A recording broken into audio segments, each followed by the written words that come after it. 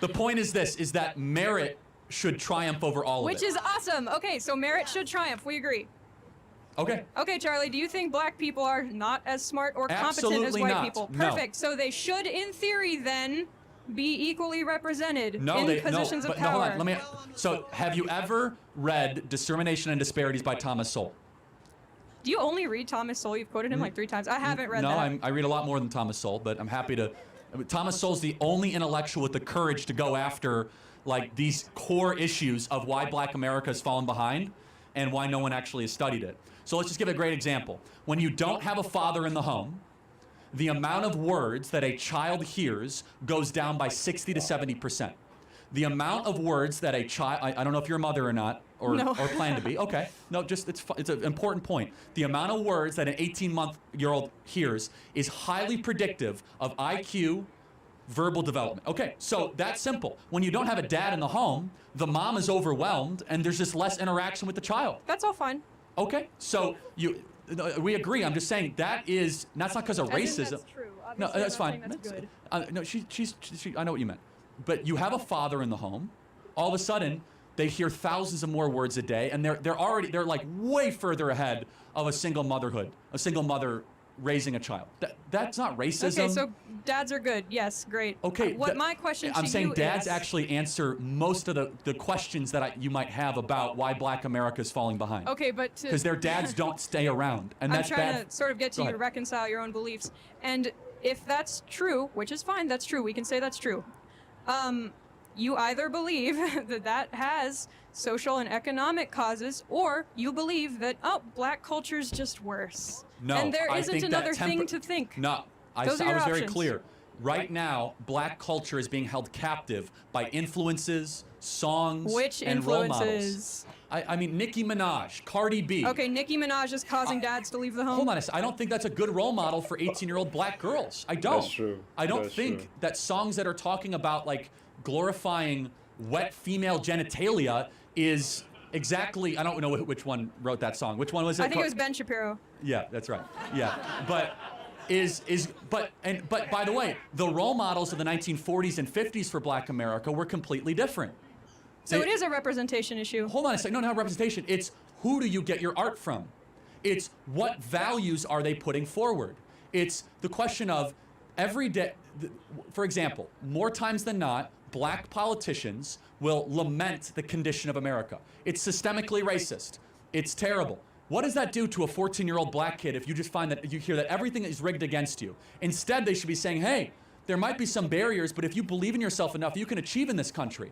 It creates a form of social conditioning of low expectations, someone and who's that's been to a not lot my of argument. colleges. You know whose argument that is? Barack Obama's.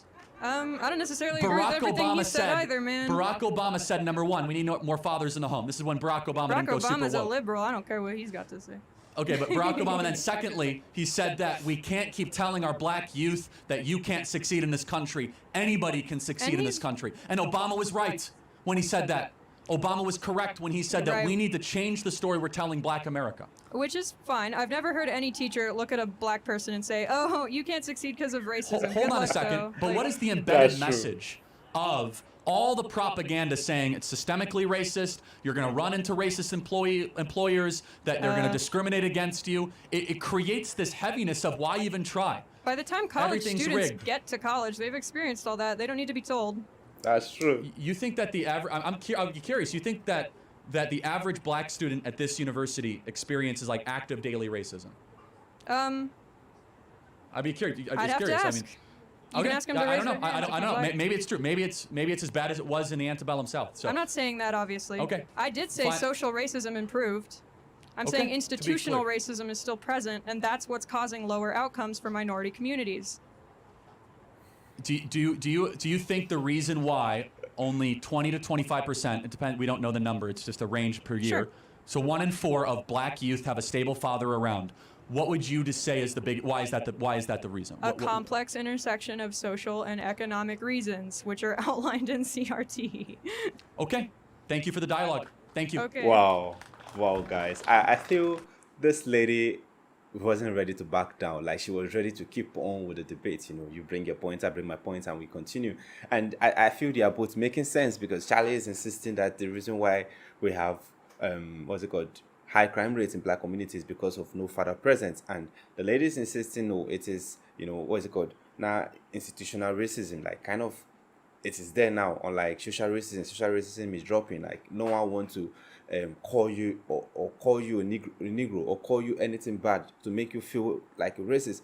But institutional racism is there. They're trying to deprive black of what they can do. But to that, I don't really believe, because I feel like black have been given more opportunity to go to school. They have been given, you have to get not like the normal grade to be in the university. And as far as you're qualified for a job, I don't think anyone will make you feel like you're a black person, so I'm not going to employ you. So I feel that institutional racism is dying, because now everyone, so long as you're qualified, you're being given the job. It does not matter the color of your skin. Unlike back then, back then it was like very, very like bad. Like, kind of, they don't want to sit down with you, they don't want to associate with you, they don't want to do anything with you because of the color of your skin. And I get their point, because they are not used to seeing people like us. And now it is changing. It is drastically changing, and we are being given this equal opportunity. And I love that. And one thing we need to do is, if you are out there, you're a role model, you're people they look up to, please try and portray something good. Because especially when it comes to our entertainment industry, not entertainment per se, our musical industry, I feel they're not doing a good job. I know they have their audience, they have who they're selling to, but you are making it look like they are increasing the high rate of single motherhood, because you feel like, yes, this what's it called, this confidence. As a lady, you can do it on your own. You don't need a man around, you don't need this. You bring that like supremacy. You feel like, yes, you can handle everything yourself. Now you are making it worse for the black community,